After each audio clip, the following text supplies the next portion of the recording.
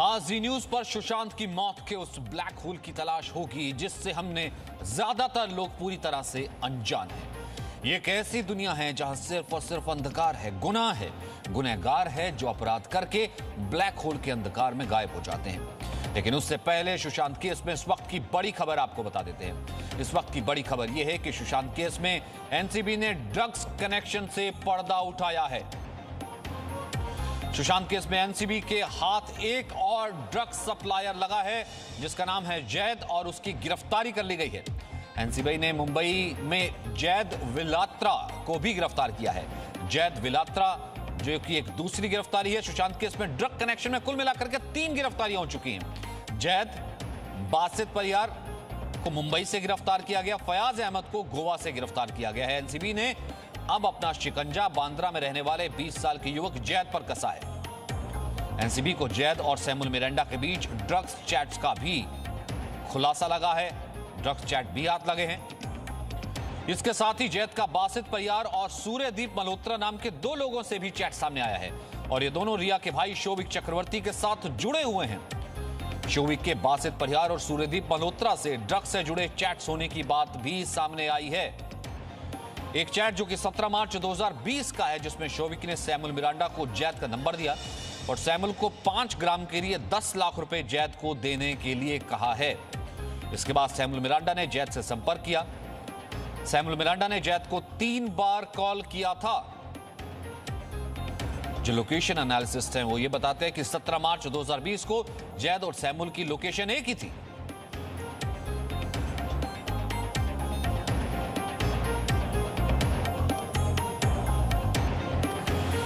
वहीं सुशांत केस में रिया के पिता से आज एक बार फिर से पूछताछ होनी है। कल भी रिया के पिता और माता से पूछताछ हुई थी और मैनेजर से भी पूछताछ हुई थी। वहीं पूछताछ के लिए रिया के पिता डीआरडीओ गेस्ट हाउस पहुंच चुके हैं। रिया के पिता और उनकी मदद से आज दोबारा पूछताछ होनी है।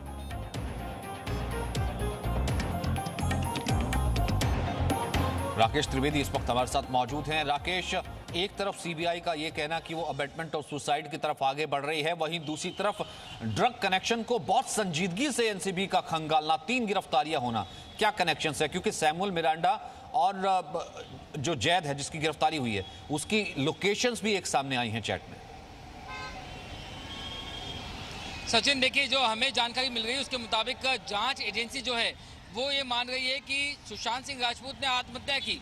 आत्महत्या के पीछे जो वजह है वो डिप्रेशन है, लेकिन डिप्रेशन और ड्रग्स इन दोनों के बीच में एक बहुत बड़ा कनेक्शन है और इसके लिए कहीं ना कहीं रिया चक्रवर्ती और उसके अलावा उसके परिवार सैमुअल मिरांडा ये जो है जिम्मेदार हैं। और इस तरीके से रिया चक्रवर्ती ने आत्महत्या के लिए उकसाने का जो अबेटमेंट ऑफ सुसाइड का जो मामला है वो बन सकता है और इस लाइन पर जो है अब सीबीआई जांच कर रही है और साथ ही साथ नारकोटिक्स कंट्रोल ब्यूरो की जो जांच है वो भी इसी तरफ जो है कहीं ना कहीं सप्लीमेंट कर रही है। यही वजह है कि 2 लोगों को मुंबई से, एक को जो है गोवा से गिरफ्तार किया गया है। अभी इस पूरे मामले में कई और नए नाम सामने आएंगे और नारकोटिक्स कंट्रोल ब्यूरो जो है वो धीरे धीरे एक चेन जो है वो स्टैब्लिश कर रहा है कि किस तरीके से शोभिक चक्रवर्ती ने सबसे पहले अपने एक दोस्त को सैमुअल मिरांडा से मिलाया, बाद में वो जो दोस्त है वो एक ड्रग पेडलर से सैमुअल मिरांडा को मिलाता है, दोनों ड्रग्स की सप्लाई की जाती है। बाद में सैमुअल मिरांडा ये ड्रग्स लेकर के क्या रिया चक्रवर्ती के कहने पे किसी और को देता है। ये पूरी जो कहानी है जब ये सामने आएगी तब आप समझ पाएंगे कि आखिर कैसे अबेटमेंट टू सुसाइड की तरफ ये मामला जो है आगे बढ़ रहा है ड्रग्स का इस्तेमाल करते हुए। और यही चीज जो है कहीं ना कहीं जिम्मेदार थी डिप्रेशन में और ज्यादा ढकेलने के लिए सुशांत को। यही इसी पूरे लाइन पर जो इन्वेस्टिगेशन अब रुख लेता हुआ नजर आ रहा है। सचिन, कल भी हम एक्सपर्ट से बात कर रहे थे, उनका यह कहना था कि जांच में 2 चीजें होती हैं, एक है कंजम्पशन, दूसरा है सप्लाई। क्या ड्रग खुद कंज्यूम करने के लिए, भले वो रिया या सुशांत को देने के लिए या फिर सर्कल में ड्रग कंज्यूम करने के लिए ही इतनी क्वांटिटी ली जा रही थी, या इसके पीछे कोई पेडलिंग का कनेक्शन भी हो सकता है क्योंकि इतने लोग जुड़े हुए हैं? देखिए, इसमें एक बात समझनी होगी, ड्रग्स कंजम्पशन को लेने के बावजूद आपके खिलाफ जो कार्रवाई होती है वो बहुत हल्की और मामूली सी सिंबॉलिक कार्रवाई होती है, इसमें कोई 2 राय नहीं।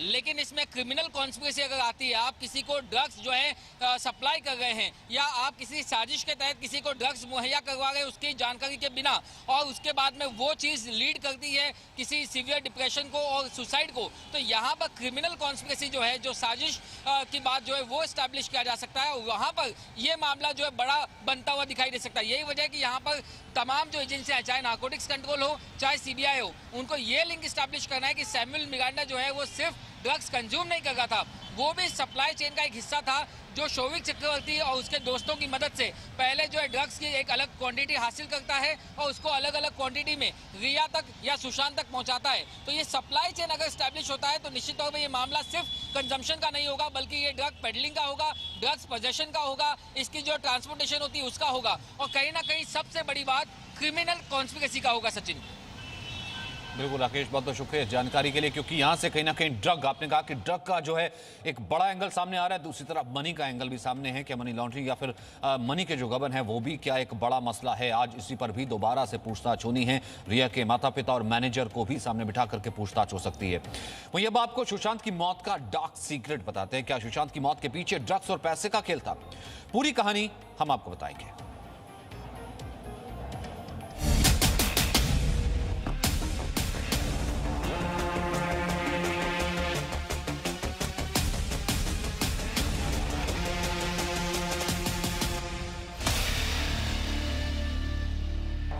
अंधेरा है, सैकड़ों की भीड़ में अपराध है, लेकिन अपराधी का चेहरा गुम है।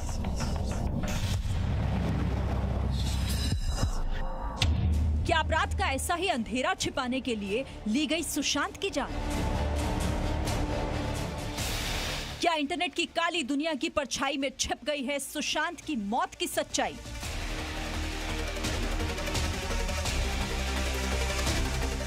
क्या सुशांत सिंह राजपूत की मौत का है डार्कनेट कनेक्शन?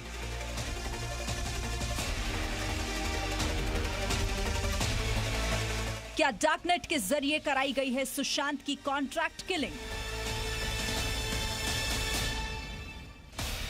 क्या डिलीट की गई हार्ड डिस्क में थे डार्कनेट के इस्तेमाल के कुछ सबूत?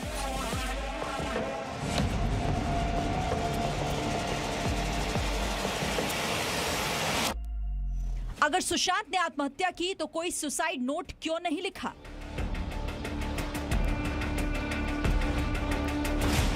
क्या पॉलीग्राफी टेस्ट से रिया को लग रहा है डर?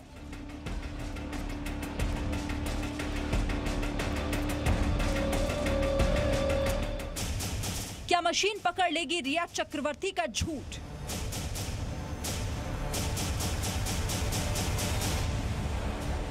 ड्रग्स, डिप्रेशन और ब्रेकअप के सवालों के बीच सुशांत सिंह राजपूत की मौत की सच्चाई एक ऐसी पहेली बन चुकी है जो सुलझाई नहीं सुलझ रही है।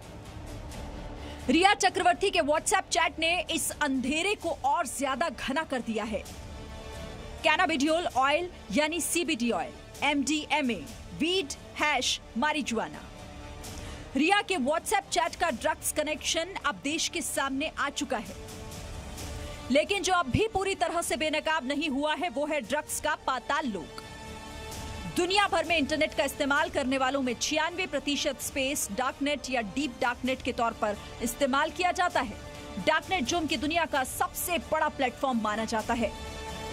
ड्रग्स, कॉन्ट्रैक्ट किलिंग जैसे अपराध करने या करवाने के लिए दुनिया भर के अपराधी इसका इस्तेमाल करते हैं, और अब सुशांत सिंह राजपूत की मौत में भी डार्कनेट के ब्लैक होल का अंधेरा गहराने लगा है। सूत्रों के मुताबिक एनसीबी की जांच में भी रिया चक्रवर्ती के ड्रग्स को लेकर बड़ा खुलासा हुआ है। बताया जा रहा है कि नारकोटिक्स कंट्रोल ब्यूरो की जांच में पता चला है कि डार्कनेट के जरिए मंगाई जाती थी ड्रग्स। रिया चक्रवर्ती जिस पैडलर से ड्रग्स लेती थी वो इंटरनेट पर डार्कनेट के जरिए विदेशों से ड्रग्स मंगाता था। डार्कनेट के जरिए ड्रग्स मंगाने वाली पहचान का पता करना मुश्किल होता है। दुनिया में जितने भी गैर कानूनी काम है वो डार्कनेट या डार्क वेब से किए जाते हैं।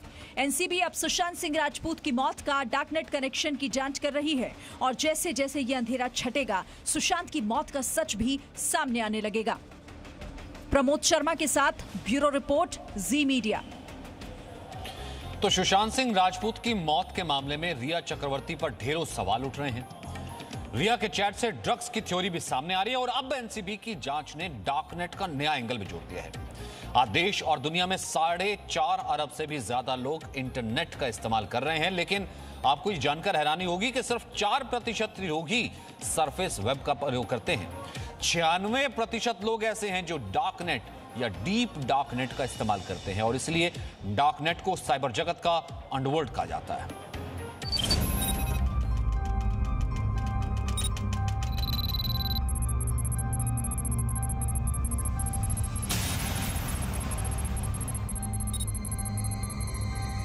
ना नाम ना पहचान, अपराधी बेनाम, अपराध करने वाला गुमनाम।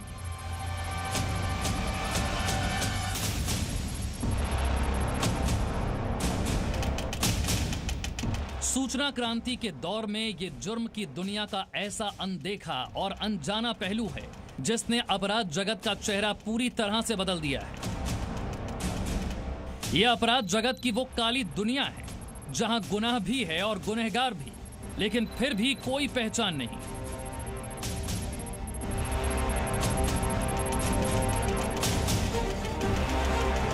दुनिया भर में बड़े से बड़े अपराध को अंजाम देने के लिए इस्तेमाल किया जा रहा है, क्योंकि इसे पकड़ पाना बेहद मुश्किल है।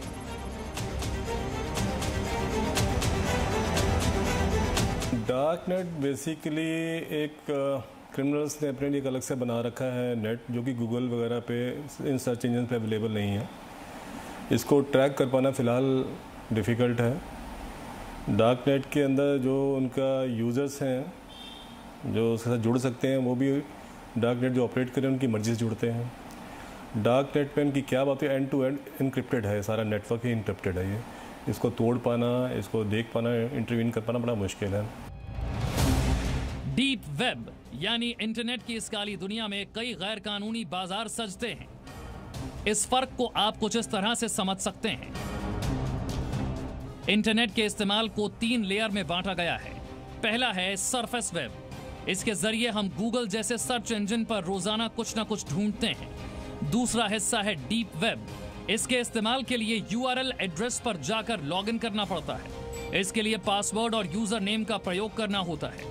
इस श्रेणी में जीमेल अकाउंट, ब्लॉगिंग वेबसाइट, सरकारी प्रकाशन, वैज्ञानिक अनुसंधान से जुड़ी वेबसाइट्स आती हैं। इसके इस्तेमाल के लिए एडमिन की अनुमति आवश्यक होती है। और तीसरा हिस्सा है डार्क वेब, जिसे डार्क नेट भी कहा जाता है। यहाँ तक पहुँचने के लिए रोजाना इस्तेमाल में आने वाले सर्च इंजन काफी नहीं है और इसीलिए इसका इस्तेमाल गैर कानूनी धंधों के लिए किया जाता है। आजकल जो वेब कॉल आ गई है, कहीं बैठे कहीं बात कर सकते हैं, आप किसी से कांटेक्ट करते हैं। सिमिलरली आप कहीं बैठकर दिल्ली में बैठ के आप अमेरिका में या दुनिया के किसी भी कोने में कॉन्ट्रैक्ट किलिंग है, कुछ भी करवा सकते हैं आप। उसकी पेमेंट जो है वो आप क्रिप्टो करेंसी में कर रहे हैं। तो ये क्रिमिनल्स के लिए फ़िलहाल एक नया चैलेंज है, पुलिस के लिए और क्रिमिनल्स के लिए अभी तो बहुत इजी रवि है।